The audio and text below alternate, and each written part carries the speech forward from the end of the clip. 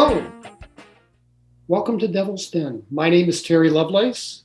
My co-host is Aaron Montgomery. Say hi, Aaron. Hello, how are you? I am good, thank you. Good, And good.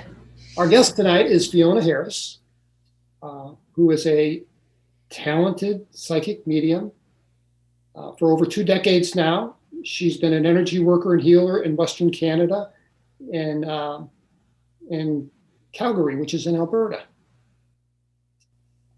From a very young age, Fiona knew that it was her path to. This is just not flowing right at all, is it? Well, she's back. Oh, is she back? We got video. Well, let's see. I don't know. Do you want me to admit her? Yeah, admit her. Let's see what happens. Nope. Okay, so that's weird because it definitely goes on when I went, oh, There you are. Look at you. Great.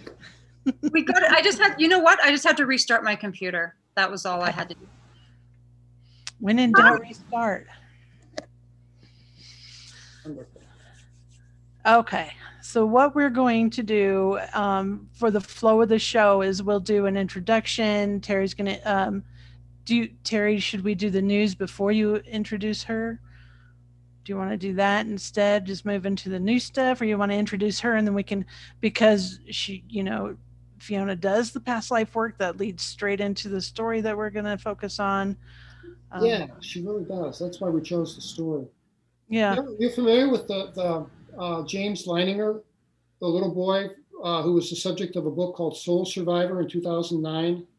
Oh, is he the boy who had been a bomber or an airman or something? Yes, yes. Yeah. I know who he is. Oh, Yeah. cool. Yeah, I know him. Or I know his dad personally, who wrote the book, co-authored. Of course you do. Of course you do. And of course I do. And he sits on a pillow. My bum is already tired. Yes. Yeah, I just got off a 2-hour telephone call with Linda Moulton Howe, so I'm kind of fried. But wow. It's okay. Yeah. I'm good. Yeah, we got to do this. That's what it is. Yeah, tomorrow night. You got a show tomorrow night, Aaron? No, I don't. Just Wednesday. And then we are out of town. So. That's right. I got one tomorrow, one Wednesday, and then we're out of town. Mm-hmm. So busy. Busy month. April will be better. You guys are so busy. Wow. Yeah, too busy. It'll be better. Okay. All right. So what we're going to do is the introduction. We're going to introduce you, and then we're going to move straight into the news segment a little bit, and then we'll, you'll be into the conversation. Does that make sense? That sounds perfect. Yes. Okay. I'm gonna read your introduction because it's so well, and if I commit it to memory, I'll mess it all up. So, absolutely. Okay. Are we ready? Yes. Hello and welcome. My name is Terry Lovelace, and you are in the Devil's Den. Tonight's guest is Fiona Harris, and I'm joined by my co-host, Aaron Montgomery. Say hi, Aaron. Hello. Hi, Aaron. Fiona Harris, for over 2 decades, has been working as an energy healer in Western Canada. She studied reiki, hypnotherapy, and she specializes in healing past lives. She has a strong connection with spirit and is skilled in mediumship and providing clearings. From a very young age, Fiona felt that this was her path to help people along spiritual journeys, and she inherently knew that this was her life's work. She is very proud to connect with her clients around the globe. She's located in Calgary, Ontario, Canada. Calgary, Alberta, Canada. Okay, thank you. I messed that up. That's okay. Canada. She's Canadian. I am Canadian. Yes. Fiona is located in Calgary, Alberta, and she offers sessions either online or in person. and she's available to do house clearings and paranormal investigations. So we say big welcome to Fiona Harris. Hi, you guys. I'm so happy to be here tonight. We are very happy to have you on. Over the last few weeks, having talked to you before and knowing what it is that you do as far as past life work and stuff, over the last couple of weeks, I've had this story that I briefly heard like 20 years ago in the news, just a little blip on the radar, and it impacted me pretty strongly. And I don't remember where this little boy was, but at the age of 2, he started having nightmares. His name is James, James Leininger. Yeah. He started having nightmares, and his parents would go in the room, and he would be talking in his sleep. He would say names. He would give the name James and Larson, and he would talk about going down in flames. As the parents became more and more curious and wanting to know what is going on with their son, because what 2-year-old has dreams like this? This is not just normal night terrors. Getting more information out of him. And, there are things that he knew. He remembered being in a plane that was shot down by the Japanese in World War II and going into the ocean and not being able to eject and save himself. He knew the type of plane he was in. He knew the plane parts. He was able to, say, no, that's a drop tank. As a toddler, what toddler knows what a drop tank is on a World War II fighter? He knew the name of the carrier that the plane was launching off of. He knew the names of his buddies when he was there. I think the names were Walter and Leon, and I'm missing one I don't remember. He knew his own name. And then from what as I was recalling things and reading news articles recently to refresh my memory, it looks like his parents were able to locate the family of this soldier who had died, and they were able to validate things with each other, not only how he died, but who he was, and that the information that little James had was true. And I just find that story absolutely breathtaking and pretty much definitive proof that yes, this happens, because a 2-year-old is not going to have that kind of imagination. A 2-year-old can't come up with this. It's interesting. His dad took him to, because he was fascinated with airplanes. And at 2, he was drawing airplanes on fire. And his dad took him to the museum here in Dallas, where I'm at. And they went to a section where there were older aircraft. He was interested in all the airplanes, but he went to a section where there were older aircraft. He ran to a World War II Corsair airplane and said, "This is my plane." And the docent who gives the tours thought, "Oh, well, that's cute, And then the little boy James says, there should be an antenna here. And there should be a foothold here. And the guy's like, yeah, when they did the reconstruction, they left it out because they had to restore the plane. And he says, well, that's just not right. So it's just not right. They put him in the cockpit. And he pointed to all the dials and all the stuff and knew what the stuff was. His vocabulary was pretty limited, but it was plain to see he knew what he was doing. They took him out of the plane, and he insisted to walk around the airplane. And the wife asked the docent, James' mother, asked the docent, "What's my little boy doing?" And the docent said, "He's doing a pre-flight check." Yeah. That's exactly what that sounds like. Just now I'm remembering, my own personal story with this. My oldest child was about 4 years old, and it was actually her birthday. She had turned 5, and she was making a stack out of rocks and singing this very strange chanting sound. It sounded very Native American-like. And a friend of mine, leaned over and said, "Erin, do you know what she's doing?" I said, "No, I have no idea." And he said, she's building a sweat lodge." And so, this does happen. This does happen. People do remember. And another thing that I found really interesting about James's story, switching back to James here real fast, is that he was able to tell his parents, I remember choosing you. And he told them, I remember you were in Hawaii on the beach and I chose you to be my parents at that point in time, which I guess was their honeymoon. And I think that is, and 5 weeks later, she was pregnant. So It was actually an anniversary trip, according an to anniversary trip. James' Okay. dad. It was an anniversary trip to Honolulu. And James also said that it was the Pink Hotel. The Pink. I forget the name of it, but it was the Pink Hotel. And he said, yeah, I chose you as my mommy and daddy. How cool is that? I bet you've heard that before, Fiona. Have you? Oh, yeah. And I guess we can't blame our parents for anything, can we? We chose to be here.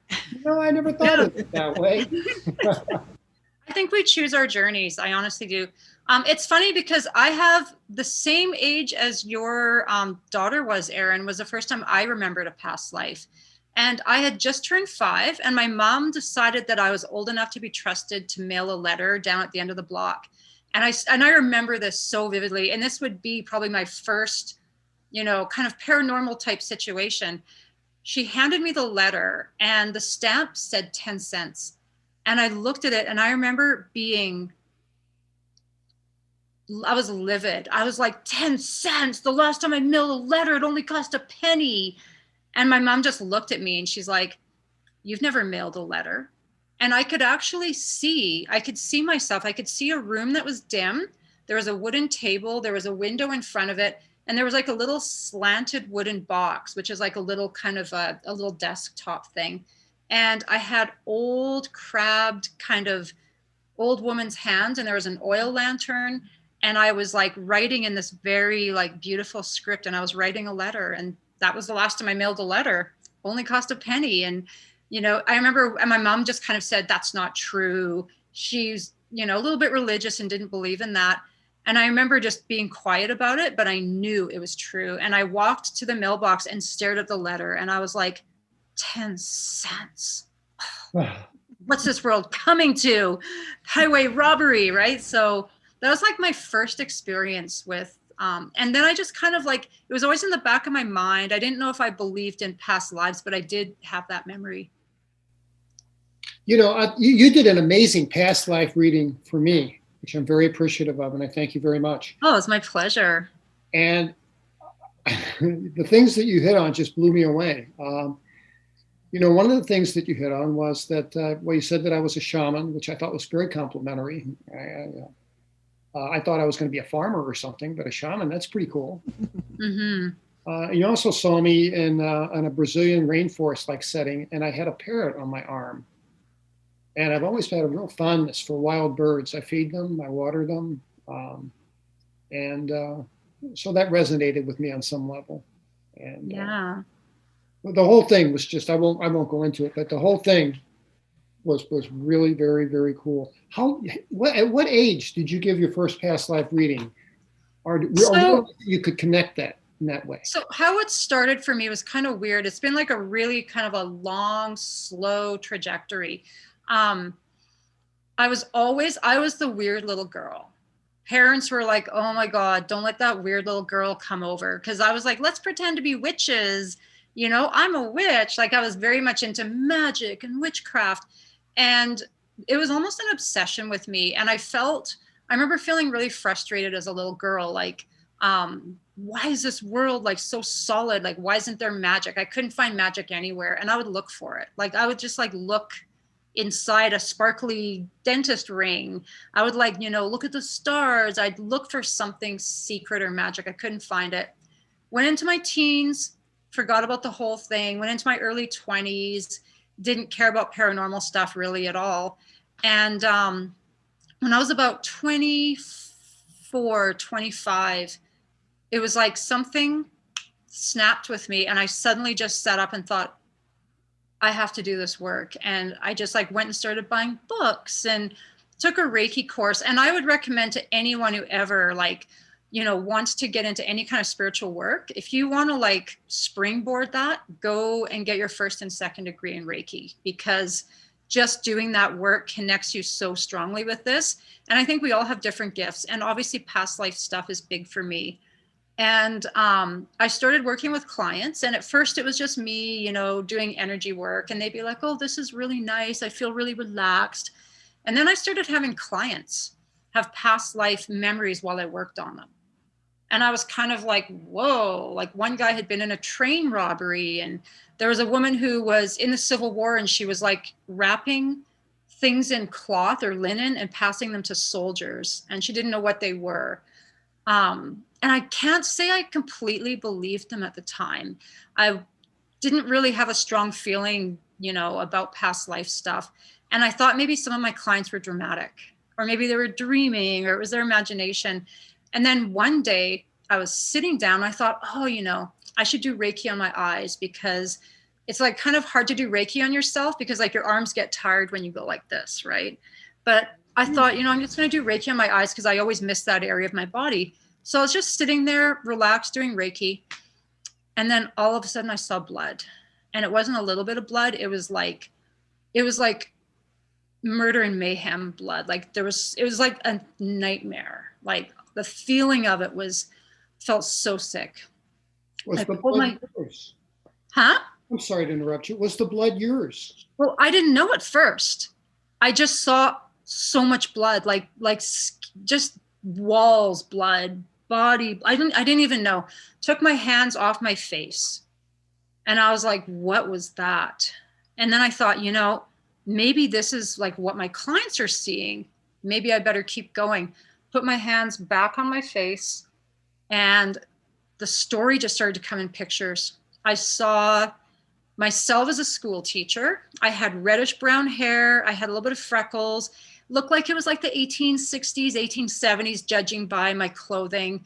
I knew I was a school teacher. I lived with my aunt, and I was having an affair with a married man who was a doctor. And I saw there was like a Sunday school picnic or a town picnic, and there was a bridge. And I remember going on the bridge and talking to him and being very desperate. And then the scene that came up next was just horrible. My aunt was gone. I don't know where she was. I was on the floor, just kind of in the main, it was kind of like a small house with a set of stairs and maybe a parlor and a large hallway. I was just on the floor in the hallway. And the doctor, my lover, it looked like he was tearing me up, like he was Jack the Ripper. And there was just blood everywhere. And the only thing that my spirit could think was, you know, my aunt's going to come home and see this. And I felt guilty and ashamed. But also, and this is where it gets kind of weird. This is where like things start to like really get kind of hard to understand. Even though I could tell it was my past life, I also felt like there was a part of her that was a ghost that I had to help. I had to help this woman's spirit, because when he was killing her, she stayed inside her body. She didn't leave because she believed that herself and her body were the same thing. So she stayed and witnessed the murder. So I was able to look down at myself and see myself being murdered. And at the same time, I was able to take her hand and say, like, come on, like, this is done. This is like 100 years ago. It's 150 years ago. Come on. I took her hand and we just started to float away from it.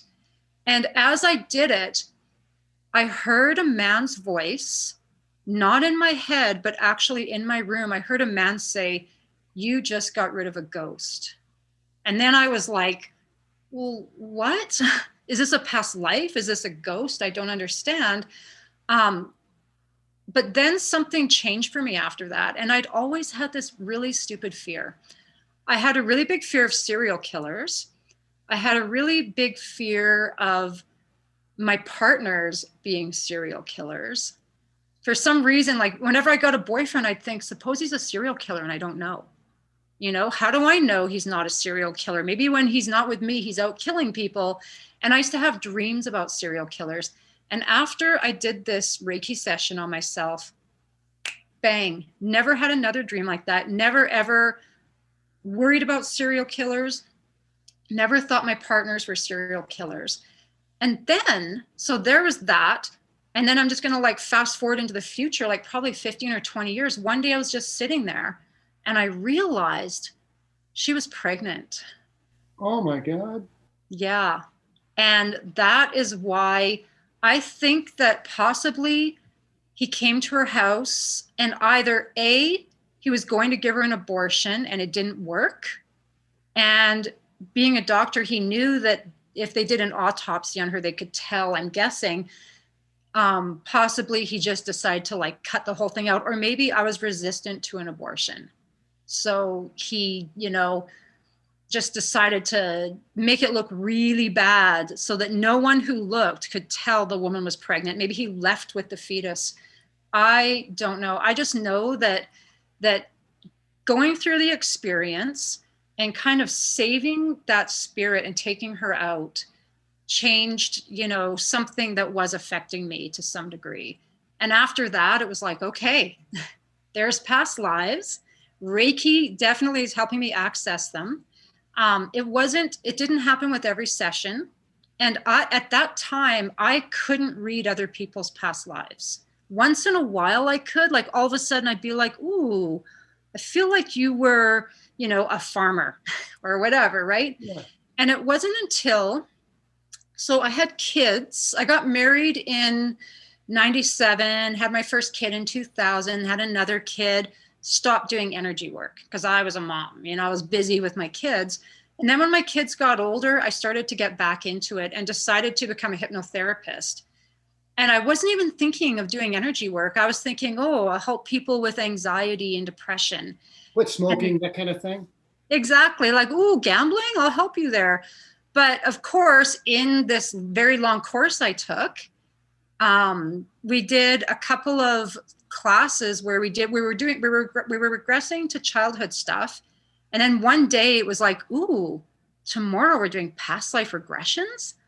And so we all got to do it on each other. And I was like, oh my God, this is unbelievable. Like every single person in the class was able to be regressed. So now we're sharing around the class all these like memories and stuff. And that was it for me. I was like, I don't care. Sorry, gamblers, sorry, smokers, go to somebody else because that's your path. Yeah. Yeah, no, sucks. I'm sorry. Well, can I ask you, because that just opens the door for a flood of thoughts. Mm-hmm. I want to know what happens when we take our last breath. Do you know? Mm-hmm. So what I've seen, so of course, I like to push the envelope a lot. So when I first started doing past life regressions, what you commonly do is you regress the person to their death scene. And they're like, oh, I'm surrounded by my aunt and my mom. And oh, yeah, okay, I'm dying. And then usually a practitioner then will just kind of end the session. But I'm like, no, like what happens next? So I'm like, okay, where do you go? And it almost seemed like most people would feel themselves rising from their body, and most people go into a place that's very, very bright. So usually people will say it's white. And I know when I did a regression for myself and went, left my body, I went to a place that was white, except I could see this weird, almost like a band of prisms. So there was like, indigo, whatever the colors of the rainbow are, I can't remember what they are. I could see like this band of a prism in front of me. It looked like little bars. And that was kind of as far as I could go in that. But I remember feeling very peaceful and very beautiful and open. And I've done so many regressions with clients where you just like, it seems like death isn't as bad as we think it is, because a lot of people do seem to go kind of from, being in the throes of death, being in pain, and then bang, they're out and they kind of remember where they're supposed to be and how beautiful it is. Like this isn't home. This is like some weird place we go to. I don't know exactly why it happens, because then I would know the answers to everything. But it seems like home is not here. This feels like a place where we're doing stuff and experiencing being in the physical, I think. You talk to near-death experiencers all the time, I bet, don't you? Or have you? You've talked to a few? Some of my clients have had near-death experiences, and all their stories are different. I know I had one client who was in a really severe car accident, and she said at first she was just in a dark place. And then she said she was able to just go home. But the weird thing she said, I didn't really understand this. She said she felt like she was shorter than everybody else. So she was home and she could see her family. They didn't know she was in the accident. So she was watching her mom do stuff. And she said, Fiona, I was so short. I was like this midget running around trying to get everyone's attention and nobody was paying attention, right? And then she said when she was in the hospital, she was out of her body and just kind of looking at stuff. And then sometimes it would go dark again. And then she'd kind of be out of her body. And then finally she was just back in. So she had left her body to some degree, but she didn't go into the light. She didn't meet any special people or anything like that. There's kind of a threshold, I guess. Once you cross that threshold, there's no coming back, I guess. I guess. And I don't know.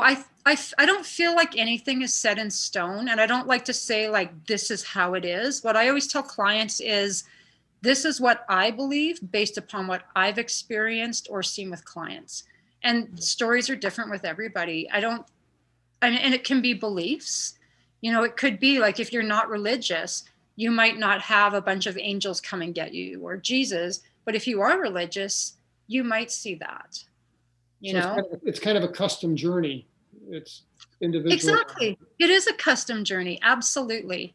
And we've done it a million times.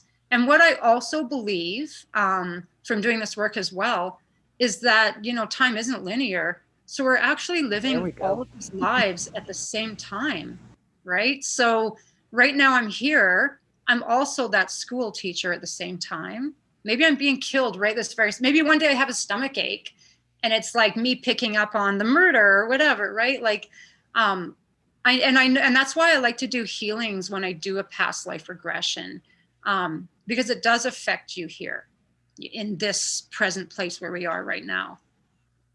You have gone exactly where my understanding and my work has gone. Because Fiona, you and I do so many things that are similar. I too have Reiki master. I have learned to work with the energy. I do past life work as well. And over the years, I have come to understand that all of these lives that we're living are at the same time.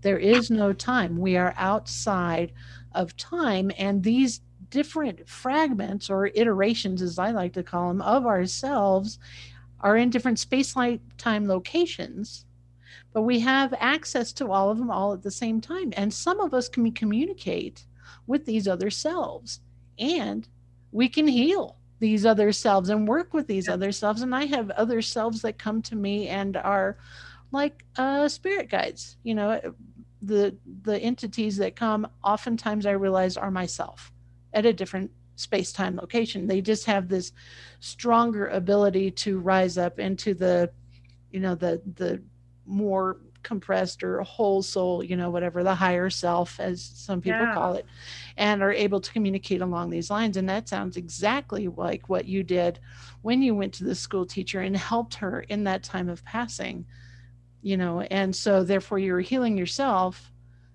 in another self, but healing yourself at the same time. And maybe she saw me as an angel. Maybe she was like, oh my God, this angel came and took me to heaven, right? Because that's what she said. Yeah, I did a reading for someone not too long ago where I channeled like a really like interesting kind of thing. I basically heard this, spirit, whatever it was, intelligent being. They said to me, like, think about an octopus with all these different tentacles, but each tentacle thinks that they're a separate person, but they're not. They might be living different lives in different places, but there's like this big head of an octopus that's like kind of like the oversoul or the higher self. And I think like when we're like, please universe, please let this happen, like, oh my God, blah, blah, blah, we're almost really praying to our higher self. That is like so interesting because the information came to me as an arm. This is the soul. You descend down and the fingers are different beings, but it's the same creature. So that is amazing. It's almost the exact same imagery. Yeah. High five, Aaron. Boom. That's so Yeah. cool. Well, I did a radio show last year. Actually, it was before COVID, so I guess like God, a year and a half ago. I think it was called A to Z Paramania Radio. I don't know. This woman named Zaina and this woman named Gigi, and I did a regression with Gigi, and it was so weird. It was unbelievable. We went into a past life. And then I took her to after her death, and she went to some beautiful, weird white place. But then I was talking to her on the phone, and we were just doing it by phone, not even by FaceTime or Zoom. It was by phone, which is pretty amazing. So I'm talking to Gigi on the phone, where I'm picking up on a past life, or she's experiencing a past life. Then she went into spirit, and when she was in spirit, she picked up on another past life and was talking to that past life person. And it was so confusing because it was like I had the head of the octopus, and we were talking to all the different tentacles and all at the same time. And that was when I really could see, that we're just living all these lives. So right when Gigi was on the phone with me, she was working in Spain during World War II. It looked like she was doing some telephone thing, like some kind of telephone operator. And then she also was in spirit, up back in whatever, we want to call heaven. And I was just like, stop the world. I want to get off. Like, this is crazy. And over time, it's made more and more sense to me, but it's fascinating. And I think even with mediumship, so I know, Terry, you said like I'm a really good medium. I don't think I'm a super good medium. I definitely do pick up on messages from spirits sometimes, but I don't really do that for a living. Yeah. But sometimes, and one of the problems with it is sometimes I would get spirits wrong, and the person would say, I don't know who that is. That doesn't sound right. But now, as a person who does past life work, I wonder if those were maybe past life people coming in. And so I'll tell clients that now, if I do feel a spirit come in, I'll say, this might be a spirit from this life, but it might be someone from your past life as well, who's also interested. Sorry, what, Terry? Question to both of you. Pose the same question to both of you. When you went and you really kind of rescued your prior self, Mm-hmm. and when you did that, what had that entity been living in for the last 120 years? Had she just been like in a limbo? Had she been, and what would have happened to her had you not gone back and assisted her? Would she have eventually moved on, or could she have dissolved? So she wasn't a lost soul, because the soul is the head of the octopus. She's just a little fragment. So a ghost is just a fragment of a soul. And when you go to, like, if I go to a haunted house and do a clearing, I consider the ghost in the house my client, and the clients are also my client. But the I'm ghost, laughing just because you sound exactly like myself. It's kind of creepy. we're Keep going. sisters. We're sisters. So, Keep going. so when I rescue the spirit in that house, which might just be a fragment, it can even be like, let's say something traumatic happened to me 15 years ago in some house I used to live in. And let's say 20 years from now, someone moves in and they're like, there's a ghost of a woman in that room who's crying.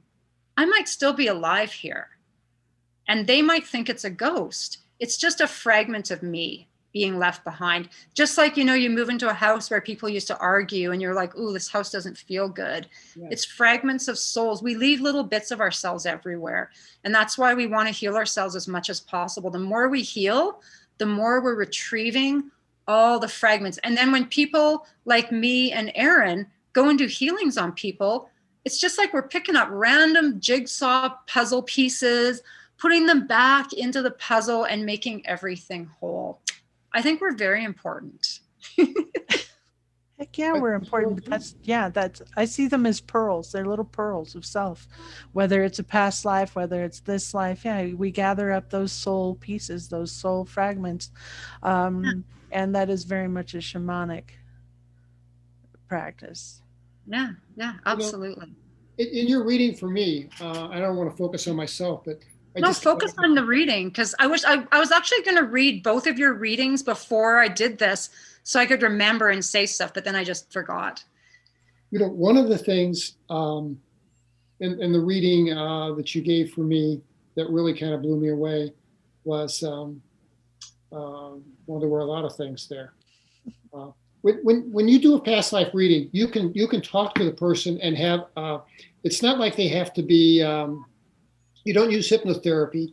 You gain an impression. Would that be the right word that comes across Yes. to you? And then you have So, insight. yeah. So what I do with a reading, usually, like, I don't generally know the people I'm doing a reading on. I'll say, I need your first name. And then give me a little spiel about yourself. Like, what issues do you have that you're working on? What's going on for you? And then I just have that little bit to work with. And I just kind of focus on that energy. And it'll usually start with something really small. I'll see like a chair leg, or I'll see rain or something. And then it'll almost like I'll start to kind of come out from that and keep getting more of a picture. And then the story will come in. And I feel, and it doesn't happen every single time. Like, sometimes I'm just seeing stuff, writing it down, doing the healing, helping the person. But every once in a while, there'll be readings where I'm so immersed in it. It's just unbelievable. Like I think for you, I think when I was going across that ocean area, like floating across that water, that felt so realistic to me. Like I was there, and it felt like it was either another planet or it was like ancient Earth. I don't know, but it was like so magical to me. Like, I love doing this work because I get to experience like a lot of existences. I had the strangest dream about being over the water and it being misty and humid and warm, and being over this water. And but then I saw this metallic thing sticking out of the water, and that wigged me You're out. giving me shivers. It did. It wigged me out. I woke up and I was just like, turn on the light, go watch the news, do something. I that part of your reading was just, it was fascinating, but it was disturbing in some kind of way too, because I felt like I was way back somewhere. I don't know. I remember reading Edgar Casey as a kid, and in his book, he talked about there beings on other planets that can reincarnate here. Oh, 100%. 100%. And you know them. I'm sure Aaron probably sees them too. You see a certain client's face and you're like, yeah, this is going to be an interesting reading. Because was it your elbow when you did my reading? Was it what? Sorry? E.T. was kind of at your elbow, or was kind of hanging out? An alien was? Oh, yeah. I can't completely remember because I do so many readings. Yeah. There was, I think he was talking to me, right? Yes. And he was like telling me stuff and almost like being like, oh, you can't know that. Oh, you're allowed to know that, or whatever. I really want to do more regression work with people who have been contacted or abducted. It's fascinating to me. And doing past life readings for those people, there's usually reading, it usually isn't a normal reading. There's no farmers, they're going off to other planets and weird stuff is happening. Well, I think you would be, Aaron, I think you would be a very magical subject. I think you would be. I don't know. The reading that you did for me, I don't remember everything. I was going to reread it and I didn't have a chance. But I remember being a heroin addict and dying, and that kind of stunk. But what did reverberate with me, was the fact that I had this leaning towards a soulmate, and it just seems like every life there's this one person I'm searching for, and it's life after life after life.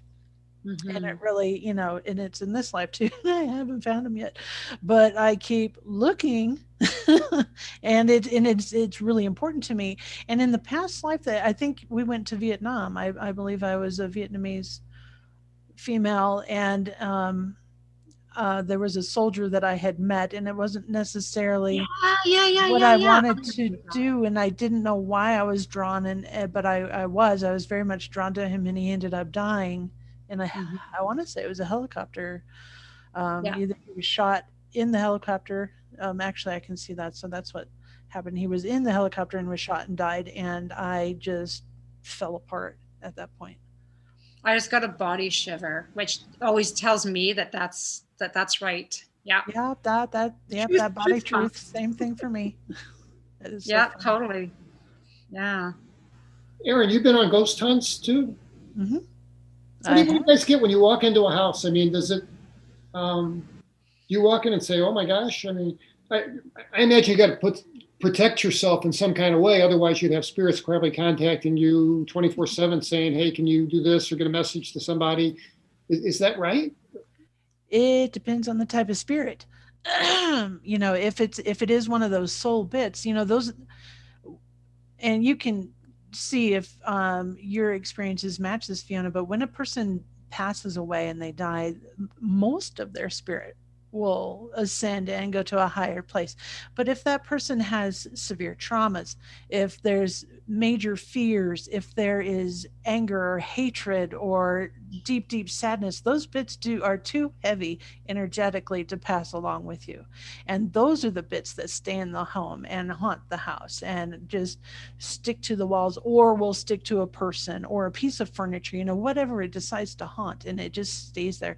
And that's what I can feel, is the heavy emotions. And then when I am in the house, I do ghost hunts, but like Fiona, I feel that my purpose there is to help these entities or soul pieces to get where they need to go.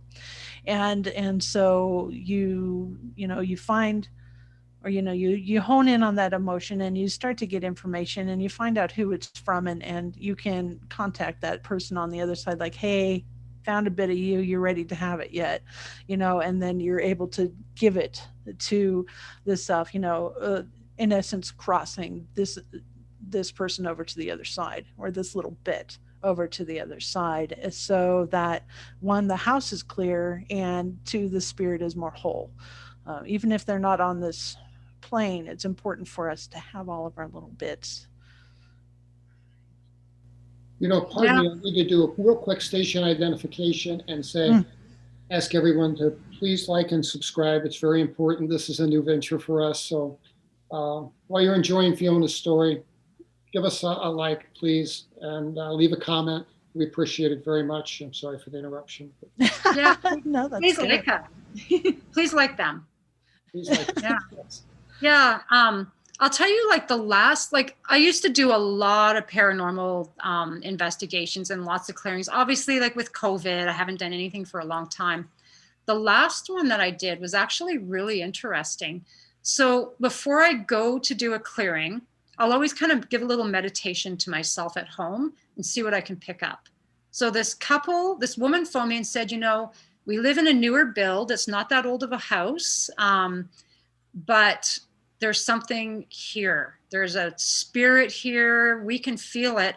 And our son is really, really sick. Like, he's only 4 years old. He's been in the hospital several times with asthma attacks, and he's had pneumonia, and we're really concerned. So I sat by myself, did a meditation, and the one thing that I could see this tree, and the tree looked evil.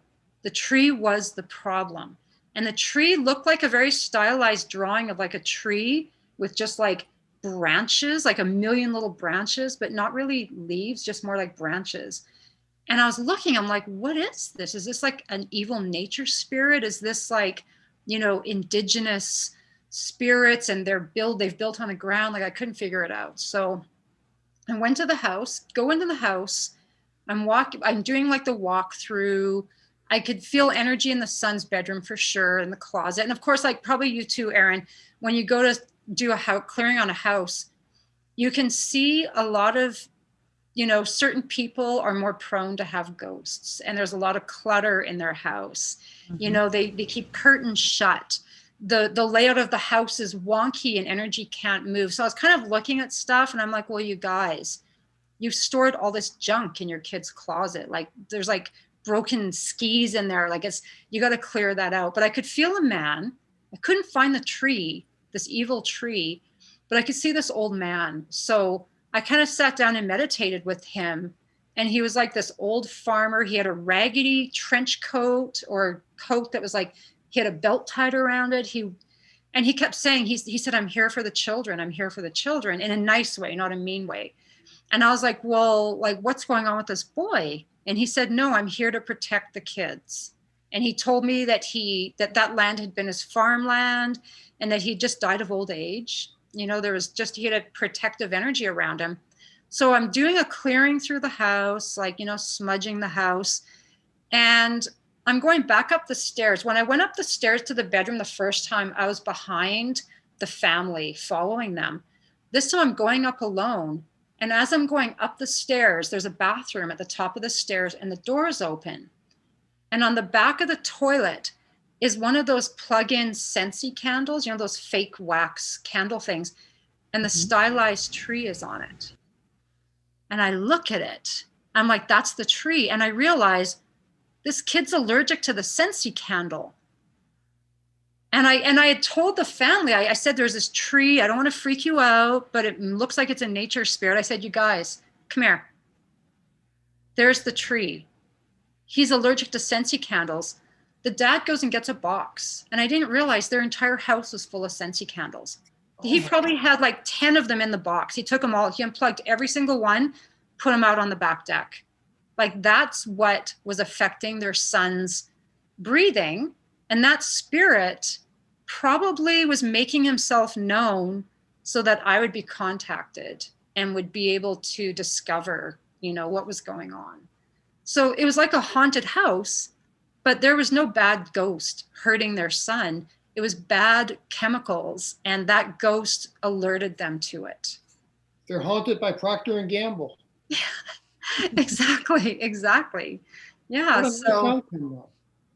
Huh? What a nice outcome. It was really, really beautiful. And it's funny because you never know. When you go to a house, you don't know what's going to happen.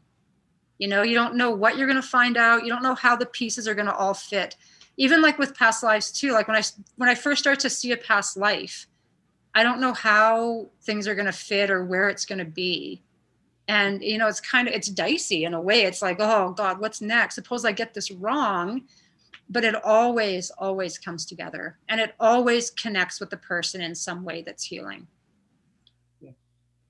Yeah. Can I ask, have you ever run into something really evil, really scary?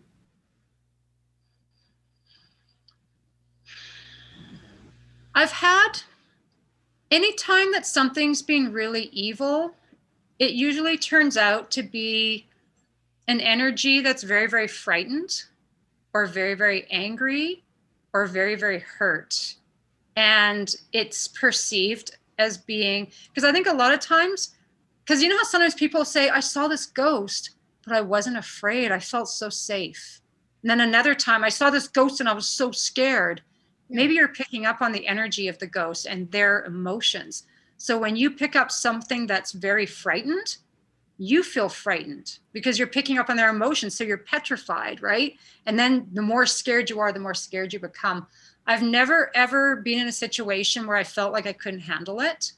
I'm not religious, but I do work with the energy of Jesus and Archangel Michael just because I find they really work well, you know, and that started off early in my career.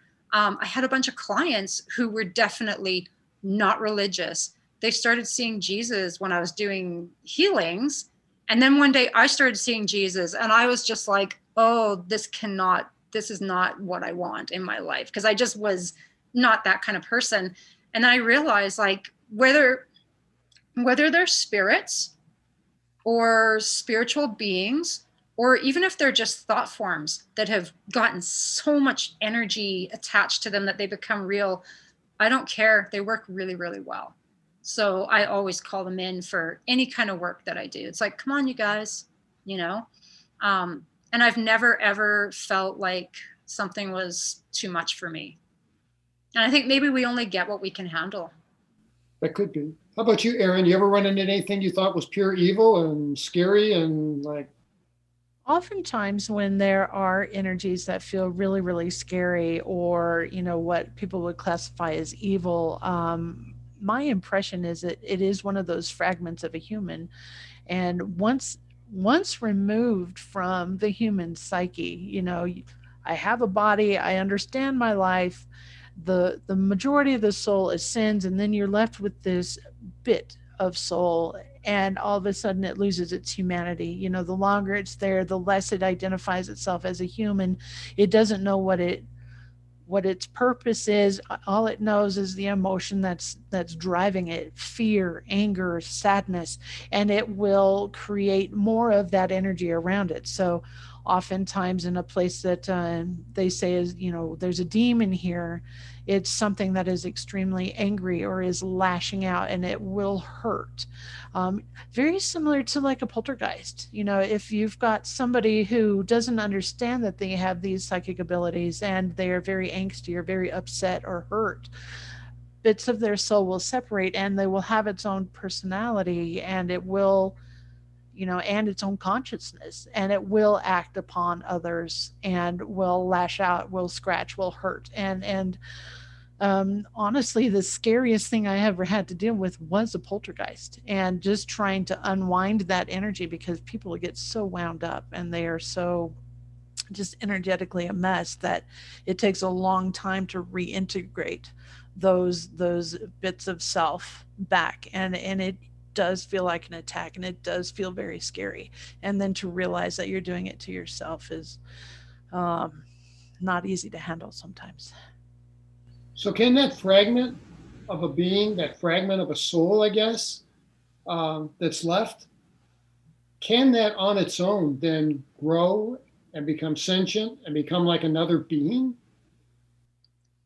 Um, First, like, okay, before I even answer that, I want to like say, like, Aaron, your description of like the fragment and just the way you said that was so bang on. I love that. And it's absolutely true. And I was going to say too, that a lot of times when I do a clearing on a house, it's the people that live there that need the most work, because you'll see that there's issues between the family, and that happens with poltergeists, right? Like there's the house isn't right. There's a lot of shit. Sorry, I shouldn't swear on this. There's a lot of stuff that needs to be moved around or cleared out, and the people need to like work out their stuff, right? Um, and then can a fragment grow into like this big thing? They're semi-intelligent. They're not 100% a being, but they're a little piece of a being. So they can kind of interact with you. Like, I mean, if you've used a spirit box, I'm sure you probably have too, Aaron. Like, they don't give you full on perfect, wonderful sentences, but they're intelligent enough to get some messages across. They can say your name, or they can kind of answer something that you've asked. So it's like, okay, I'm talking to a whole bunch of fragments, and they're all just like saying weird stuff on like the little, transistor radio spirit box thing. I think, like, I mean, I just know that in my experience with doing stuff with spirits, it's not like the movies. It's not like the big books that are written. And people like to put a story onto something and make it a bit bigger than it is and round it out more so it makes more sense. And I've never really seen like, some big evil spirit that grew out of a fragment. They're just fragments, and they're a piece of emotion, and they have memories, and they have thoughts and worries and stuff. Yeah. Yeah. And they're like that, and they will find it and create more of it. Yeah. So if they are wanting somebody to be afraid, they will cause somebody to be afraid, and they'll kind of draw that energy into themselves because they need it to sustain. Yeah. Just the way a narcissistic person will, or someone who's passive aggressive, or someone who's abusive will try to cause fear. So if you have someone who is angry and abusive, and they die, and a part of them gets left behind, that part is probably still abusive, and wants to have like be the one in power, and wants to lash out, because there's probably like a little upset child inside that abusive person who's left behind too, right? So I mean, we're like part social worker, you know, when we do this. I mean, even like doing past life work, it's social work. It really is, because you're dealing with trauma all of the time. You know, it's all, when you do a past life, it's not all just happy. The happy past lives don't generally come. It's the past lives that need healing that show up. So it's like, okay, what do we have now? And for people like me and Erin, we've had lots of past lives where we were witches, because we've done this same work through so many of our lives. And I have like, I work with a lot of women.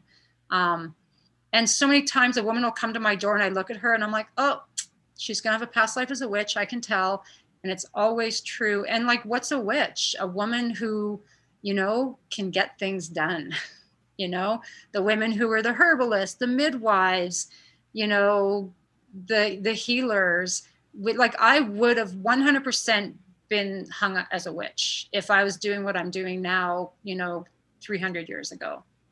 And I think we kind of keep, just like you, Terry, with all the stuff that you've kind of had happen in your life and the stuff that you write, and you had a past life as a shaman.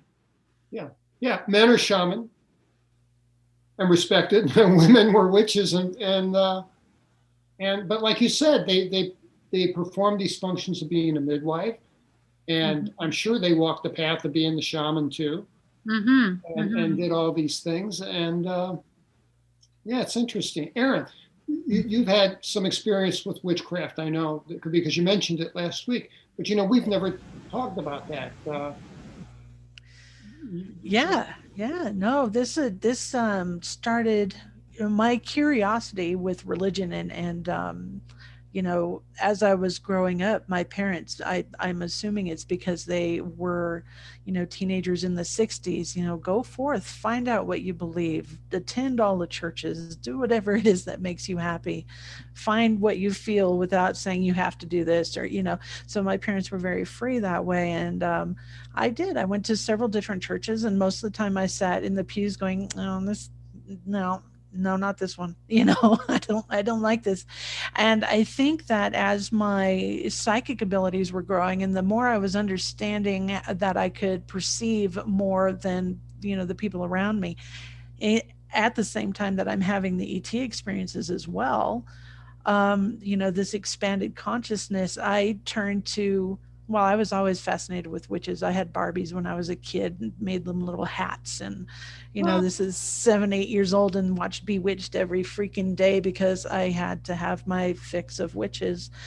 But as I was, you know, I would say probably a senior in high school and into college, I understood that, hey, witchcraft is an actual thing. People do spells, they find magic and they make it happen, and they understand the rhythms of nature, and they're able to use this to put forth energy in the universe to bring forth what it is that they want. By the time I was about 25 or so, I pretty much put that to bed, saying, no, I'm just here to understand my psychic abilities. But the older I get, the more I understand, oh, I was kind of onto something here with the rhythms and putting information into the universe, like I am bringing in money, or I need a new job, or I'm looking for love, whatever it is. It's all manifestation. And, you know, what we already believe is going to happen, as you would with a spell, right? I'm making a spell, I'm bringing love into my life, there's the spell, it's going to bring it forth. You know, everything is sort of just clicking into place, and I understand really why I was introduced to this other alternative understanding of spirituality, I guess. When you connect in witchcraft, do you feel like you, because Fiona, I don't know if do you consider yourself to be a witch, or have Wicca? No, I mean, it was like my big interest. Same as Erin as a little girl, you know, like, my Barbie's a witch, I'll make her a hat, here's a little broom, and watching Bewitched. You know what, when you were saying that, I was thinking to myself, imagine all the television sets all over North America, all the little kids who had past lives as witches just sitting like this, watching Bewitched, and they're just like getting, you know, tweaked, like, you were a witch in a past life, go forth and remember this, right? This is like the first time that we're actually allowed to even do this and not be arrested or, you know, tried and pillaged or pilloried or whatever. I don't consider myself I mean, what is a witch? A witch is a name that was given to women that worked with energy. So I guess that kind of does make me a witch, but I don't say to anyone I'm a witch just because, you know, the name is not the best. Although I do, when clients come in and I can see that they're a witch in a past life, I always acknowledge, I'm like, you know, so was I. You know, this is what we are. And when those women come to, and it's always women, I've had a few men who were, but it's mainly women. Every single one of them is saying, oh, you know, I really want to start doing herbalism. Oh, I really want to do energy work. Like, they're never like, oh, I just want to be a nurse. Like, if you were a witch back then, you're just a witch now. It's just your role. I think a lot of us have roles, you know? Some people are warriors. You know, they're just warriors in every life. And I've had clients, I had an amazing experience 2 years ago. Had this guy, he was kept trying to schedule. And every time he scheduled an appointment, something came up. Either I had to cancel or he canceled. And one day there was just we just couldn't find a time. And I was like, can you come on Sunday at 1:00? And he's like, yes, I'm going to come. So Sunday at 1:00, he shows up at the door. I open the door. And it was the weirdest feeling like that washed over me. I looked at him and I was like, he is a warrior. And I looked at him and I was like, are you in the military? And he said, well, I was. And he had a poppy on. And he said, yeah, I just came back from the cenotaph because it was Remembrance Day. And he came in and I was like, you were meant to be here on Remembrance Day. And as he came in, he did not come in alone. He came in with many spirits of many, I'm going to say men because it's mostly men who had died in a war. And I put him down to do reiki on him. And the stories that came up, the past lives, and they weren't all his. It was like he brought all the octopus tentacles of all the dead military men. You know, there was like a Civil War death. There was just like someone fighting people for their land. There was a Vietnam death, just coming and coming. And it was crazy because he was not spiritual. He actually came for childhood trauma, but he could see and feel everything that I was picking up on. And so I would say something and then he'd be like, yeah, I can hear the guns, or I can feel this, or he could feel the emotion of what was happening. And it was like, it showed how connected we all are. You know, how, like, honestly, as much as I say all my past lives are tentacles attached to an octopus head, you guys are like also those tentacles. You're not separate from me, you know? Right. And maybe, Exactly. yeah. And maybe even when we access past lives, let's say I'm having issues with drug and alcohol abuse, and I go to get a healing and the person picks up a past life. Who's to say we're not just accessing all the past lives which belong to all of us and bringing the one that's going to best help right here now, right? And so I've actually done, and it's happened quite a few times over the last year, is where a person comes in expecting to get a healing for themselves, and it ends up being a mass healing. So I did a mass healing with this woman whose family was Chilean, and it was a mass healing of the people in that stadium, the disappeared people. And it was like, huh? I know that story. Oh my God. That, Terry, that was probably one of the most troubling. I'm probably gonna start crying, you guys, sorry. It was like so freaky because I thought the woman was Lebanese because I could see her picture and she looked Lebanese to me. But I started I kept hearing this one Chilean song that was really popular in the 70s. It was like going through my head for like 2 days. Then she comes for the session. The song is so strong. We're talking and she goes, oh yeah, well, my family's Chilean. And I was like, oh. And then it turned out her mom's father was one of the disappeared. He was a student and died quite young, and they never found his body And the father came in and he was burned. Like, I think they shot them, and then possibly they burned a lot of bodies because he was burned. And then he took me to the stadium, and it was like sickening. The feeling of dread with everybody, the feeling of fear was like so strong. So I actually had to get my client to help me. I was like, oh, we've got some work to do, you know? So we did like this big healing on this mass of people. And I don't know, I feel like it's almost like becoming this critical thing where we need more healers, more people doing all of this work, because it feels like we're just trying to bring all the fragments, you know, back so we can get everyone to be whole again. So yeah, I've had quite a few of those like group healings with large amount, like genocide, basically dealing with genocide. Yes. Yeah. So you think, like, both you guys, you know, want both your opinions. When you do this kind of work, if more people were attuned to this and did this, I mean, you think that could like raise the consciousness of the world? I mean, Yep. 100%. across the board, Absolutely. and all kinds of things, and poverty, and then, you know, you name it. Yeah. Absolutely. Like, I mean, yeah. Like, I mean, like right now, most of us are kind of like, we're focused here. We're focused on survival and fear. You know, it's a dog eat dog world.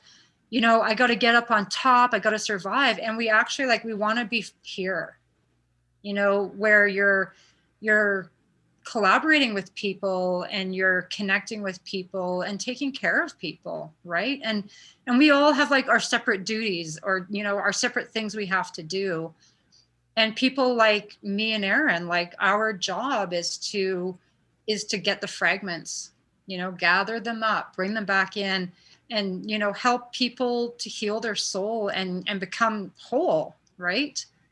You know, that's why it's called Right. holistic. Right. You know, And the whole, more whole that you are, the easier it is to ascend to the higher vibrations that is going on right now. And the higher our vibrations, the more we can access those higher consciousnesses. you And guys And, probably feel, save lives. Seriously, what's that? you guys probably save lives. I mean, you heal people that maybe are on self-destructive paths, and Mm-hmm. in that regard, I'm sure that, you know, you can have a big impact on people in a Yep. positive way by healing them from a past trauma. Yep. And every fragment is important. So every little bit of spirit stuck anywhere, every ghost, every bit of emotion that's like, you know, stuck somewhere, that little fragment is just as important as the whole, you know, because it's like a hologram, you know, and you want, and so it's all important. So we're definitely saving lives. If you go in and heal someone's past life, you've just saved that life. You know, when I took that woman out of the body that was being brutally murdered, you know, she was so relieved. You know, she was like, I don't have to stay. Like, and I was like, no, come on, come with me. Let's get out of here. The feeling of relief in her was palpable. That's a real act of kindness. It really is. Yeah. Yeah. well, No, it was you. It was you. And Terry, you had asked earlier, you know, would she dissolve? Would she disappear? You know, what would happen if you hadn't gone and healed her right then? One of the beauties of the understanding of this higher level, you know, the more you can access your higher soul, the more you understand that time does not exist. And the more you can see, yes, okay, this may be a past life or an other self, but not only is it another self, but we can access each other, you know, each of our parts at any point in time in their timeline. You know, I can go and help at death, but I can also help when they're giving birth. One of my best friends came to me one day. She's like, I don't know what's wrong. I'm just like really upset, but there's no reason for me to be upset. And I'm worried about something and I can't even name it. And I said, okay, well, let's look and see what's going on. And what we found out was that she was actually, another one of herselves was giving birth in a cave in a wartime, and she was terrified of being heard and the baby crying. And so we were there to help usher this baby in and keep everybody calm and just heal that moment, because it was so critical for her at that point. And so as soon as the baby was born and everybody was okay, we, just kind of came back into our waking state, here in this world in this time, and like, okay. And she felt better, and she's been fine ever since. But yeah, it's incredible how this happens. And it's like our other selves will pull on us like, hey, we really need your attention right now. And I think that some of our lives need more help than others. Some of our soul parts need that support, and we're able to shift and change and move the energy around so that we are more balanced, and again can come together. The more balanced each of our iterations, that's the term that I tend to use for these different selves, the more balanced we are, the easier it is to ascend to the whole as a group, as one. And that's a perfect description, Erin. When you talk about I never have a fear of a spirit just being left. Like, ooh, there's a little child spirit. How long have they been wandering this house? The poor little mite. It's been 200 years. I never see it that way. It's like, no, their soul is there. Let's say it's there. Their soul is somewhere big and whole and magical and all knowing. That's just a little fragment. And yes, you can go into someone's past life and help them at death, or like Erin said, help them, at a trying time in their life and heal that. Go back to when they were a child and something bad happened there. You're still retrieving parts, right? So maybe the woman died, maybe the woman in the cave died 2 years after that, or 20 years after that, but there's still a little fragment from that time in the cave. It's not just death that leaves fragments, it's traumatic experiences. It can be bullying. That's why like probably schools are like always so haunted. It's the little fragments of bullied children that are just like running in the halls, right? Got to go clear those schools because we've got to help all those bullied children. So where does the soul go? I know we're I believe in reincarnation, that I'm going to come back and do this again. I believe that. Yeah. Where am I in between carnations? You know what? I actually call it the in-between place. And sometimes I'll be like, well, it's kind of like heaven, but heaven is like where religious people think that you just go forever, hang out with Jesus or God or whatever. There's just like this in-between place, but it's not even an in-between place because it's also all around us at the same time, right? It's the whole. Yeah, it's exactly. Consciousness. It is just, at least as far as I can tell at this point. And of course, this is coming from a mind that can't reach that high. We can only speculate. Exactly. But it feels like where everything is one. Yeah, and I mean, people seem to what I see with most people, it definitely seems to be very white and light, maybe kind of rainbowy, and maybe there's other little places in there. I don't know, but I know that from what I've seen when I've put myself there, or with most clients, that's what it seems to look like. But again, just like Erin said, like how high are we allowed to go? We can't see it all. But I do know that our higher selves are totally like watching everything. It's almost like someone playing a video game and we're just like all the little characters running around doing stuff, right? And sometimes they'll help us. They'll be like, ooh, let's give her extra health. Let's give her charisma,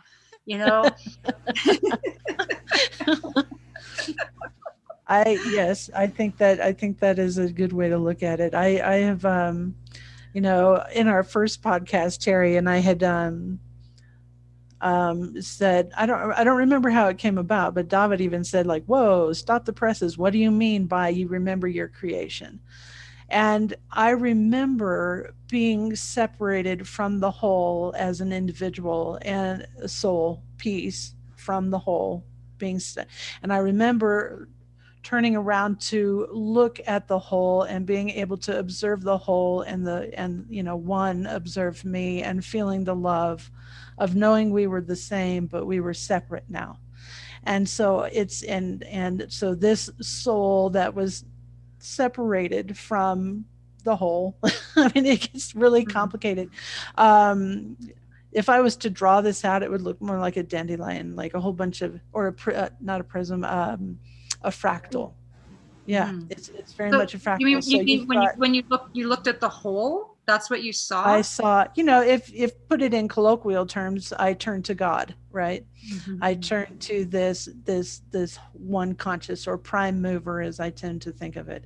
And so I remember turning and seeing this entity and knowing it was both me and not me at the same time. And then as I have understood, you know, the soul piece of the whole, or one, or God, whatever you call it, can then fracture further. And again, it is for observing self. And so each of ourselves can look up to the higher self and say, I see you and I understand. And so, and this happens, you know, time and time again. And now here we are in human physical 3D form. And what is it that we're creating? We're creating AI. And to me, this is, you know, this is the singularity. You know, we are now creating artificial life that can look up at us and say, you are our creator, and but we are also this whole. And so yeah, I haven't figured all the philosophy out with it, but this is the information that has come to me. But at the same time, we are all one, we are all connected, and it goes into the very much quantum state. Yeah. Something over here affects something over here, even there is no seeming correlation. What do you think Our about neural pathways must be so, like, it's like such a brain workout, hey? To think about all of this. Wow. Yeah. You guys have something in common. Yeah, we absolutely do. It's crazy. I feel kind of left out. I mean, I know aliens, but Oh, yeah, and most people don't. So you're lucky there, right? Like, I'd like to have, you know, a bit more knowing contact with aliens, I think. I mean, I think I have some little small part of contact when I do a reading for someone who, you know, is a contactee, or knows of them, or has some kind of connection with them. But I'd love to. For anything. Sorry, what? I wouldn't trade my experience with ET for anything. How wonderful is that? You know, it's like, you're not saying, oh my God, poor me, I had this horrible experience. You're like, well, it was challenging, but I wouldn't change it for anything. Like, that's amazing to hear. And that's good. And that's probably good for lots of people who might actually kind of find it, you know, who find it scary. But, you know, people who deal with ghosts often find it scary to begin with. You know, when I first started doing past life stuff, obviously that first past life thing was terrifying. You know, seeing all the blood, it was scary. Now I'm like, that stuff doesn't faze me. Ghosts don't scare me unless they come in my room at night and talk to me. I don't like that, but they're not allowed to do that, and they know not to. But if I see a ghost, I'm excited. It's like a triple rainbow. I'm like, oh my God, I just saw a ghost today. Or guess what? Guess what happened yesterday? I saw a ghost. I love it. Like, it makes this world so magical. Like, this world is not boring. You know, and the three of us know that. That's true. There's lots more. Definitely not boring. Yeah. There's more boundaries, I guess, huh? I mean, if you don't want a ghost, and you want privacy, and you want to be alone, or you can set boundaries and say, okay, guys, this is my time. Absolutely. Yeah. Absolutely. Yep. Terry, I have a you rule. are on the edge of all of this. You're about, I see it coming. And I mean, you've already started the practices that are opening all of that up. I think that you have a lot more abilities than you think you do. I know that you're very intuitive and things like that, but your excursions into remote viewing is going to open up so much as far as your perception goes. I didn't realize how much work that was. It's It's not exhausting, easy. It is exhausting. but it's cool. So are you doing some kind of a course or a program, Terry, or are you just like, what are you doing? There's a woman whose name is Michelle Bogatz, and she has a company called Leave It to Michelle, and she does kind of promotional work. She's very well connected within kind of the UFO and the ghosts and all the paranormal community.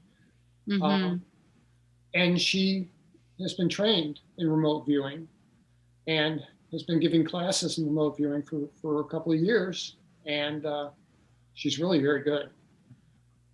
And there are a couple big names in remote viewing history. Ingo Swann, you may have heard of. Yep. Simeon Hein, who's kind of a friend. He used to work with Ingo. And I just find it interesting. You know what I find interesting is how hard it is to turn off my logical thinking, chattery brain and just let that quiet, that they call it the cool down, let that come out.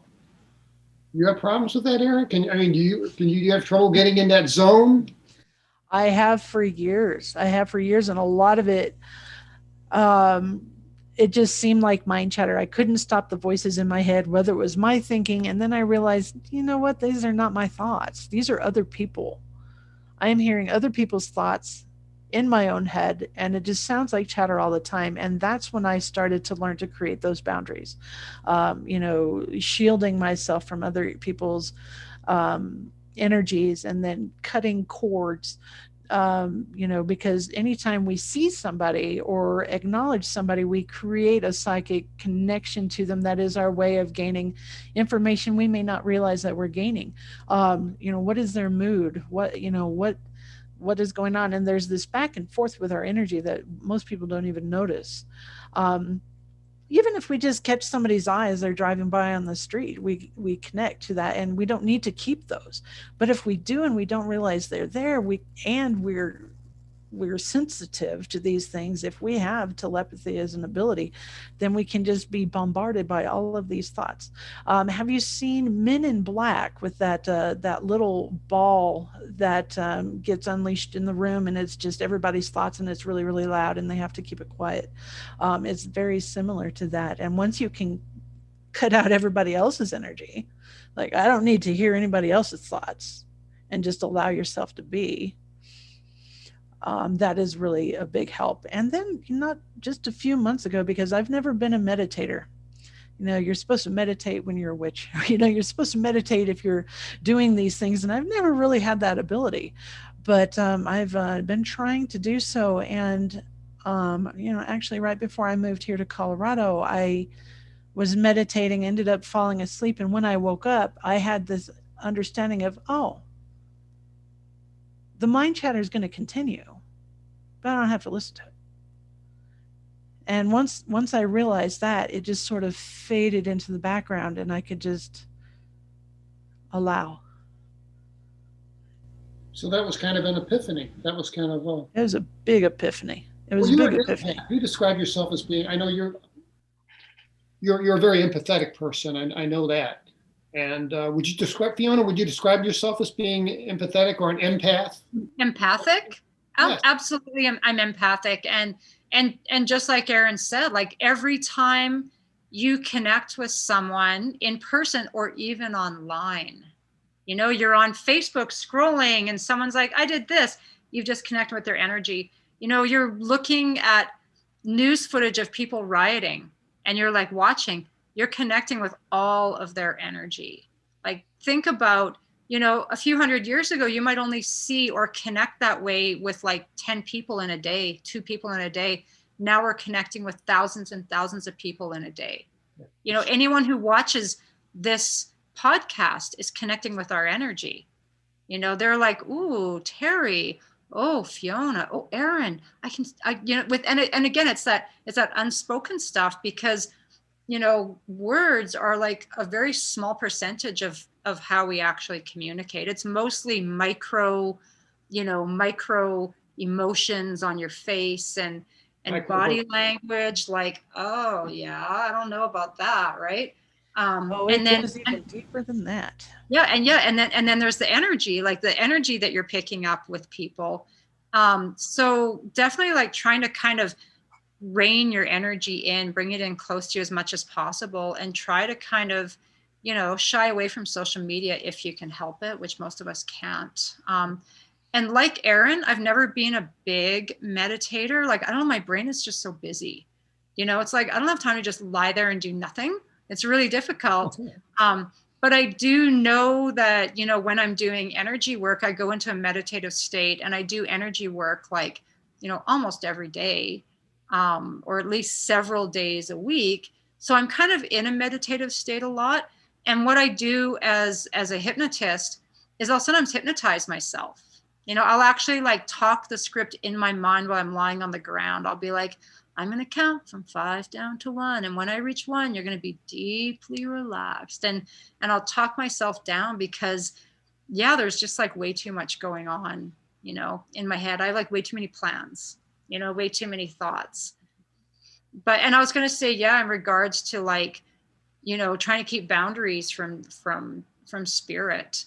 I know that I had to make a rule that when my bedroom door is closed at night, they're not allowed to come in. And if I leave my door open, it's like they're waiting now. They're like, oh, she left her door open. Hurry, get in there before she closes it.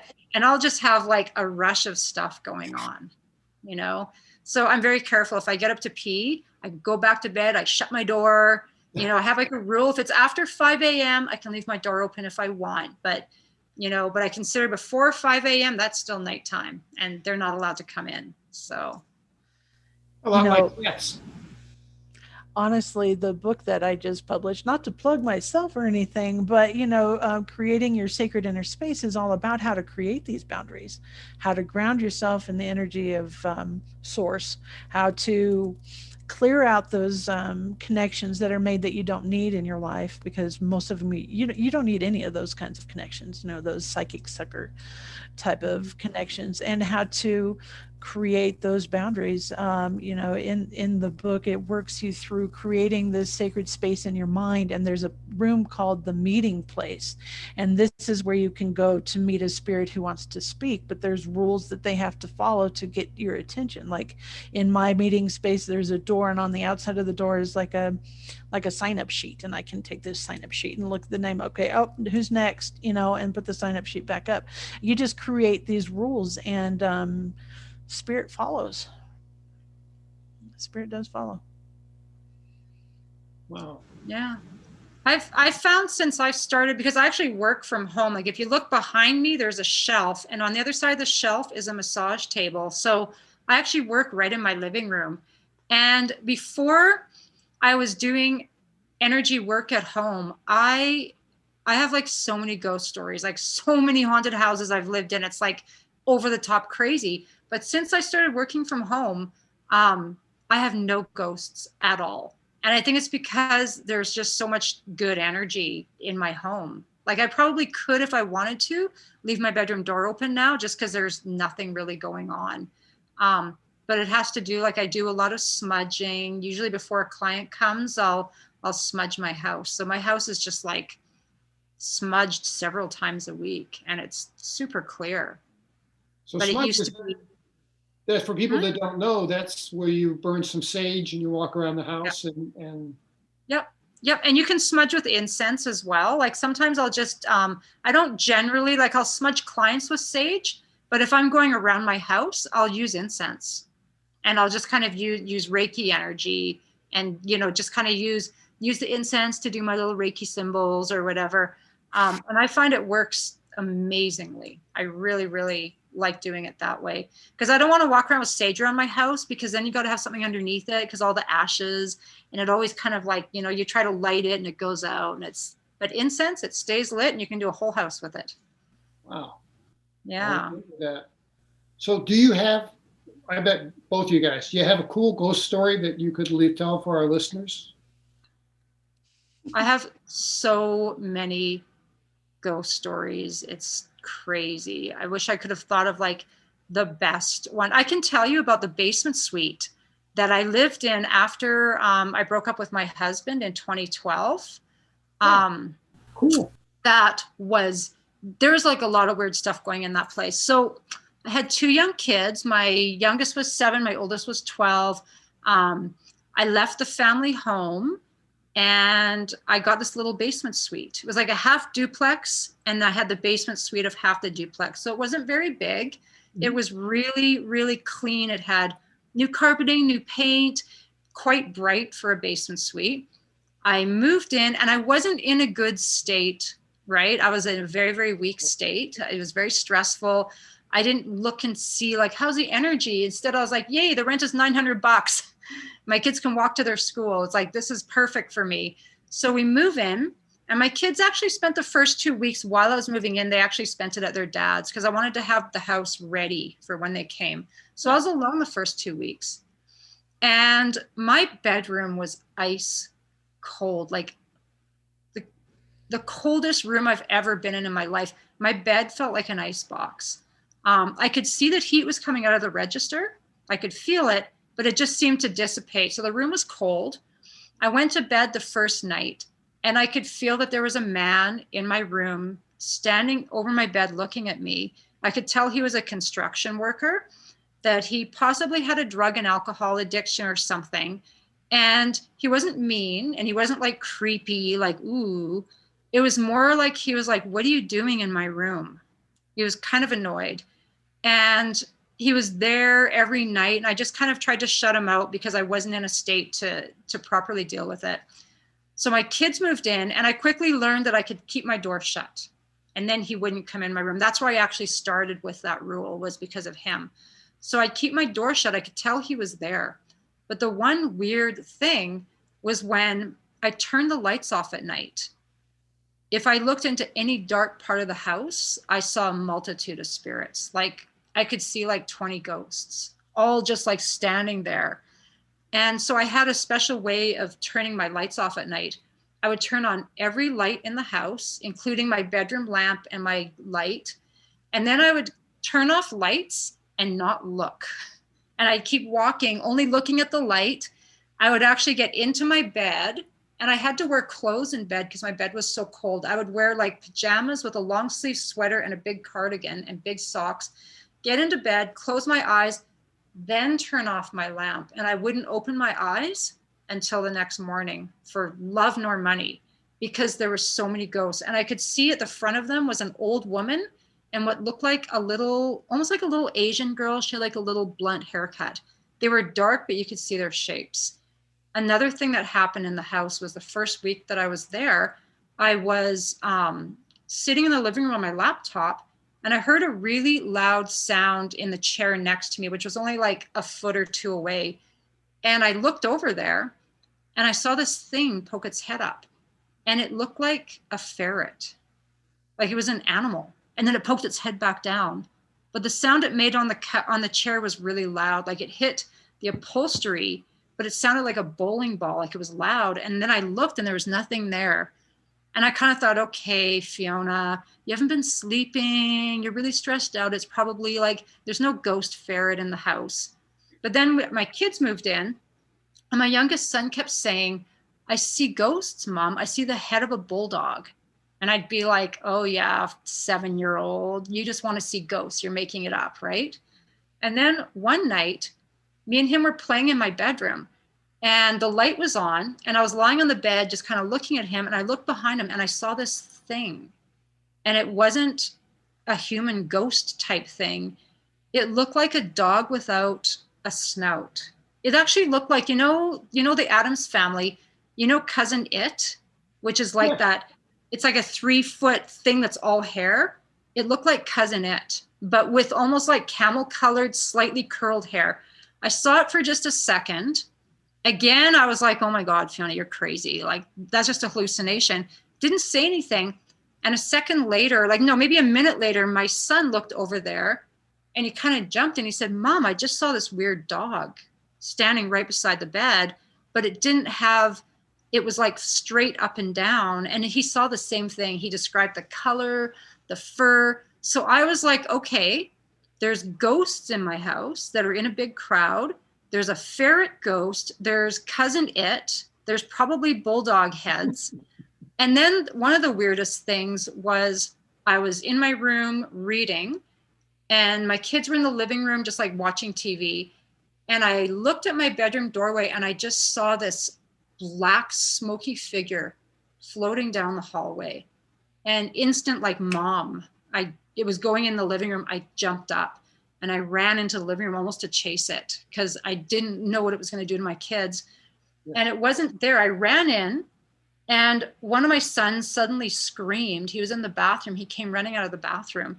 And he screamed, Mom, there was just like an old lady in the bathroom behind them, like in the mirror behind me while I was washing my hands. So I think the smoky figure went down the hallway, went into the bathroom, and then I ran down the hallway. And so I saw it as a smoky figure, and my son saw it as an old lady.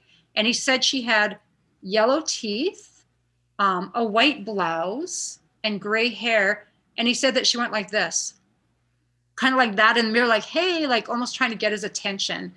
He didn't feel like she was malevolent, but he was really, really scared. And then I started dating this guy, and he had a really nice place. So I always wanted to go to his house. But one night he's like, let's spend the night at your house. And I was like, ugh, like, I don't want to stay here.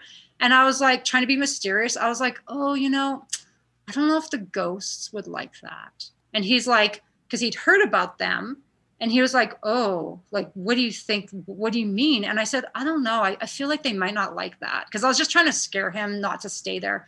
So he said, okay, let's not. We hung out. We hung out. And then we were leaving for his house. And because I was with him, I didn't think about the lights. I just switched the light off and went up the stairs. And he was behind me. And he turned in the dark. And I had never told him what I saw. He got really quiet. And we got in the car. We're driving, and he's like he's one of those people who's like so effusive and obnoxiously loud, which is why I'm not with him now, I guess. But he was like so quiet and deadpan. And he looked at me and he goes, is there an old lady and a little Chinese girl at your house? And I was just like, wow, you just confirmed I'm not crazy. Like, he saw the exact, and he said there was a crowd as well. He said it looked like the living room was full of like 20 people with this old lady. And I mean, now doing the work I do now, I would never have just ignored everything like that. I would have, obviously, they probably all needed healing, but I was not in any shape to do that. And at that time, I wasn't even thinking about doing that work. We ended up leaving, not because of the ghosts, but because some party guys moved upstairs and it was really loud, and we ended up getting a nicer place. But that probably was one of the most haunted places. Was just like, you could see a ghost every day if you wanted to just look into the dark. Would those souls have been held there captive by the old woman or something? You know what? She didn't feel mean. Like, what I think now, and again, when I talk about the structure of a home, the way that this basement suite was, there was a little hallway, and every single door or doorway went into that hallway, and there was a couple of mirrors on some of the doors. So I felt like that was a portal. I always felt like that hallway was kind of like what drew them in there. And I don't know, like I can't be responsible for every single ghost on this planet. Like, I need Aaron to help me with that, right? And other healers. Again, those are all fragments. And maybe that woman and that little girl, maybe they found someone else to help them. I've never tuned into the place because I only live a few blocks away. I don't want them to come here. Well, it's funny because when we first moved, 3 days after we moved, we heard 3 knocks on our front door, and I ran and opened the door and there was nobody there. And I jokingly said to my sons, like, oh, the ghosts walked over here. And I could imagine like this group of ghosts all just like walking, an old lady, a little girl, a big bulldog, cousin It waddling along, and they're like knocking on my door, like, Fiona, can we come in, please? But I never saw them at the new house. I did see other ghosts there, but not that group. But that's probably my most, sorry? Were any of those entities non-human? Yeah, the ferret, the Yeah. bulldog head, and cousin It, those were not human. Those were like, I don't know what they are. Like, Aaron, like, I mean, people have asked me before, like, what are those? And I'm just like, I don't know. Like, those are like some weird beings. Sorry, what? Could be anything. It could be anything. If you had a portal there and they were getting trapped due to the crazy reflections in the mirrors and they couldn't get out, it could have been anything from anywhere with any. I think that a lot of beings get lost and then they get trapped. And there are often times that I am helping something cross back to its home world, or home vibration that is not a human entity. And who knows where they came from. You just are able to dial into their like home vibration and energy and send them on to the other side. Now, interestingly enough, it was ETs that taught me how to do that. So I want the ETs to come help me do that.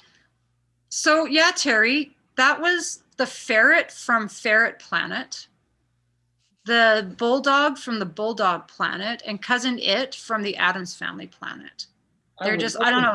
They were just interdimensional weird animals. And if you look at like old witchcraft books and they'll show like the witch with her familiars, the familiars always are like really oddly drawn, creepy creatures, right? They look like eels with a dog head. And that's kind of like, they look like familiars.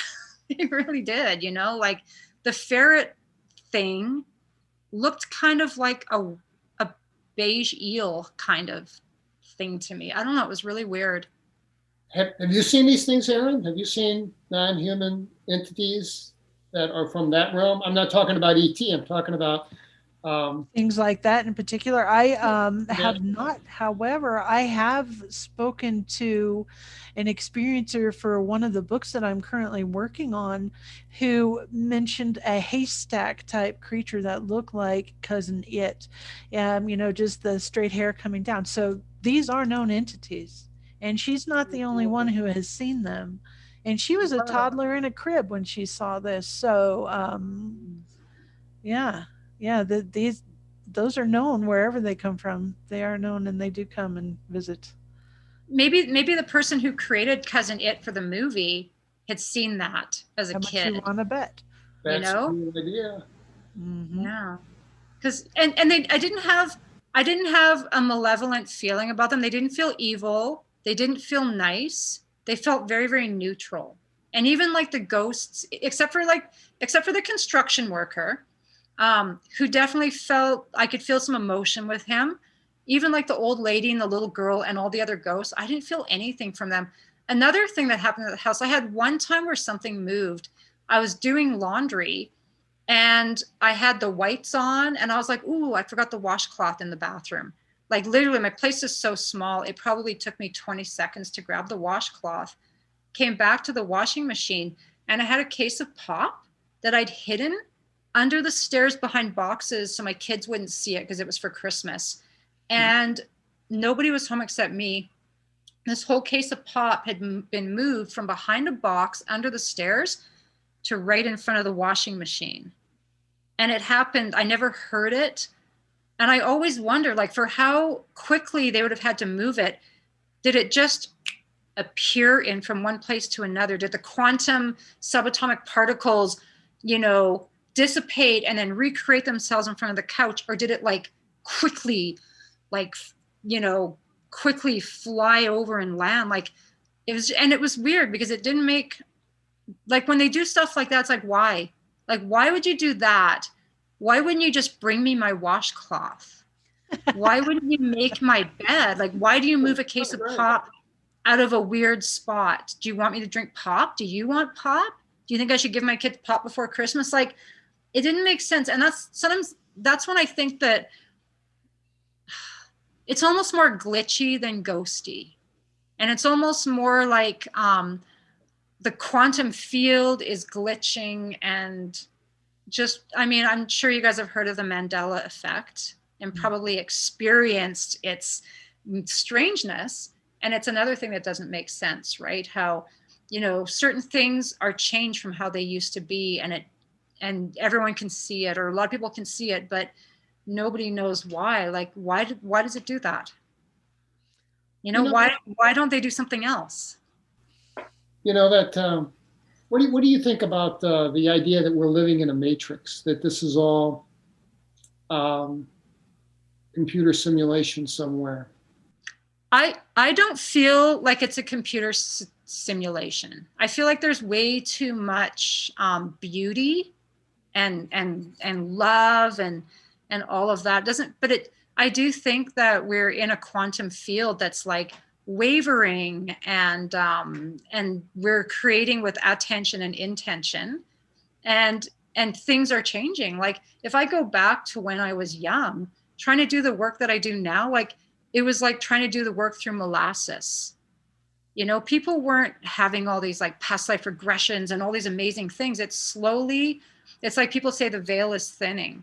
And I think that as the veil thins, things like the Mandela effect starts to just happen. Like, it's like everything's turning into a mist, So I agree with that. I think for Aaron and I both, I mean, well, I can't speak for Aaron, but I think my books would not have been nearly as well received 5 years ago as they are now. Absolutely Would you not. agree? Would you agree, Aaron?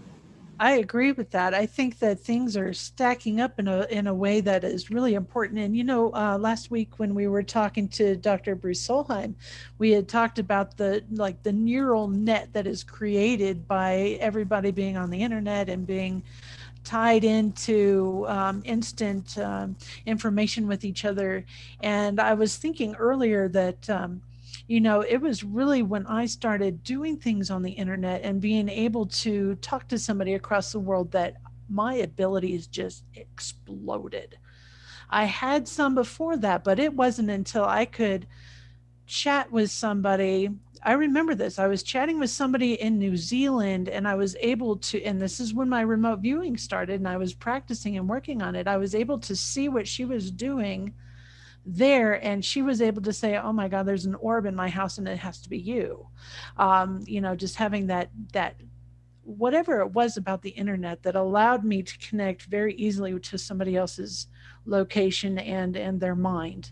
I don't know, and I think that this may have something to do with this speeding up and the ability to easily read these energies, because we are so much more connected, and the more connected we are, the more oneness we can feel. Whether people realize it or not, this is happening.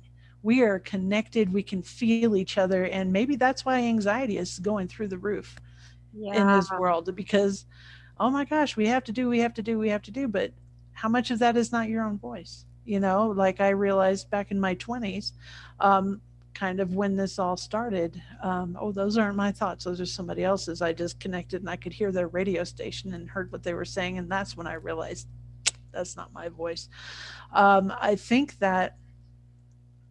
I really think that this is why we have this explosion going on. And I think, too, this is why the ETs are able to communicate with us so much easier, because we are more open and it's easier to get to us. And that is why these books are coming out right now, because it is time and people are going to be able to accept this. It's just we're being led. And the more that we are listening to these things, the ETs saying, you need to write a book right now. Hey, you should probably write a book right now. Are you writing it yet? Come on, get going. And we hear this and then we follow it. And it's just kind of snowballing, and it's pretty incredible. Wow. We've kept you a long time, Fiona, because it's just, you are just such an interesting person. And I just feel this connection with you, and you guys are connected, and it's just very cool. Yeah, no, this has been really fun. I could talk all night about this stuff. Like, this is like my favorite subject. It always has been, always will be. It's like it's what reality really, really is, and it's fascinating. So I'm so happy we got to do this, and I'm glad we got to do it on Zoom instead of just like a podcast where we can't see each other's faces. Like, I like seeing people's faces. And even for me, would rather watch something like this on YouTube than listen to it, Yeah, because I'd like to engage, you know, my site with it. And yeah, it's really, it almost feels like I'm in a room with you guys. it does. It does. It would be like so much fun. Thank you so Yeah. much. And thank you guys for having me. Oh my gosh, well, we're going to have you back, and we'll have some cool stuff to ask, because I got a long list of stuff I was going to ask you, but I mean, you know, there's so much here. And it's not like a yes or no answer to this stuff. Yeah. Oh, I have lots of stuff to share. Well, I got to say, share, like, subscribe, please. We're trying to get this off the ground. Your help is very much appreciated. If you've enjoyed Fiona as much as we have, she's a wonderful person. Please subscribe. If you subscribe, you'll have good luck in your life. I guarantee it. Promise. Yeah, it's like a chain letter. If you don't like and subscribe, Mrs. H of Oakville, Ontario didn't, and this awful thing happened to her. Who do we have on next, Terry? Yeah. All right. Well, Phoenix, right? Phoenix is on next. Phoenix Jantz will be our next guest, and she is likewise a psychic, and a little different, and you know, but I've never talked to anyone who knew more about past lives, that had so much insight about past lives, and I'm really grateful that you came on and talked to us, because I'm sure our audience has the same thought. Absolutely. Everyone has had past lives, and if you talk to anyone, they've all got a story. You know, my little brother, and I always felt like I was in Paris, or you know, I went to London and I like got really freaked out because there was this one street. You know, like everyone's got a story. Like a lot of us have lots of little memories and things, and it's like getting to discover a new part of yourself that you didn't know. Yeah. Which is like really, really fun. How can people get a hold of you, Fiona? How can people reach out to you for a reading? My website is clearpathhealing.com. And you Wonderful. Can also, yeah, and you guys will probably like put a little link to my website. And yeah, I do readings online. I do regressions. I can do them by Zoom, Skype, or FaceTime. My prices are super reasonable. I'm not like crazy expensive. And yeah, I love doing this work. So reach out and contact me and have a session with me. Clearpathhealing.com. Yep, clearpathhealing.com. I'll make sure we post that too. Yay, thank you. A lot of people out there probably should contact you, because it really is healing. It's incredible. Even like, I mean, I do a healing, even when I do a reading for someone, which I send as an email, I do a healing during the reading. But most times just even reading it and recognizing stuff is healing in itself. But a regression can't be beat, because then like I could always be lying. I could be making up everything. I could be like really creative. But when you have a regression, it's all on you. You know, you're the one experiencing it, and you can't doubt it, right? That's very true. Yeah. Wow. Except my readings are super good. Like people are always like really blown away by them. I can attest to that. Your reading was super, super good. And I still read it like once a week. Oh, that's so nice. I know, you know what? I save all my readings. I have like this big file, and sometimes when I'm bored, I'll just go and read all the readings. And I'm like, I have so many, like I have quite a few years worth, and some of them are just crazy. Like, and I've actually I found another alien one that I'll probably send you guys some little bits and pieces, because it's another really kind of cool one. I don't have a ton of readings where there's an alien involved, but I have a few, and I'd like to have more. So yeah, and I would love to do regressions on people who are experiencers, you know, who have had contact with ETs, because I find that super fascinating. Well, we will refer you, because we have a whole bunch of those people. Mm-hmm. Yeah, no, I would love to do like, I mean, I've done a couple, but I'd like to do more. And I'm really good at making people feel comfortable with stuff that's challenging. Yeah. You know, because it is a challenging thing. You know, people can find it really scary, but it's usually the not knowing. You're more scared then. The more you know, the less frightened you are. Yeah. you know, because there's a part of you that already knows somewhere inside you. Yeah, that's why your reading for me resonated so much. Did you get the same feeling, Aaron? It resonated Absolutely, with you? absolutely, it did. It did. It certainly did. And Fiona, you got to write a book. I know, I'm trying. First time I talked to you, I had to tell you, there's a book in you. I know there's a book in you. Yeah, no, there absolutely is. And it'll happen. You know, I did the outline like a good girl. I was like, oh, I've got an outline. It's going to be so easy. And then I started writing it and the outline just disappeared, turned into like this giant thing. So now it's just like this big document that I have to like figure out. It's definitely coming though. And of course you always judge your early bit of writing, right? You got to rewrite over and over before it's really. Yes, we know. do. We know. We can help in any way. Let us know. Absolutely. Yeah, no, I absolutely will for sure. Yeah. And again, thanks for having me on, you guys. Anytime. I'd love to do this again. Sure. Wonderful. Wonderful. Yeah. Have a wonderful night, you guys. Yes. We will, and you too. And we will talk to everybody soon. Yes. Thanks for listening, everybody. Like and subscribe. All right. Good night. Hey, good night.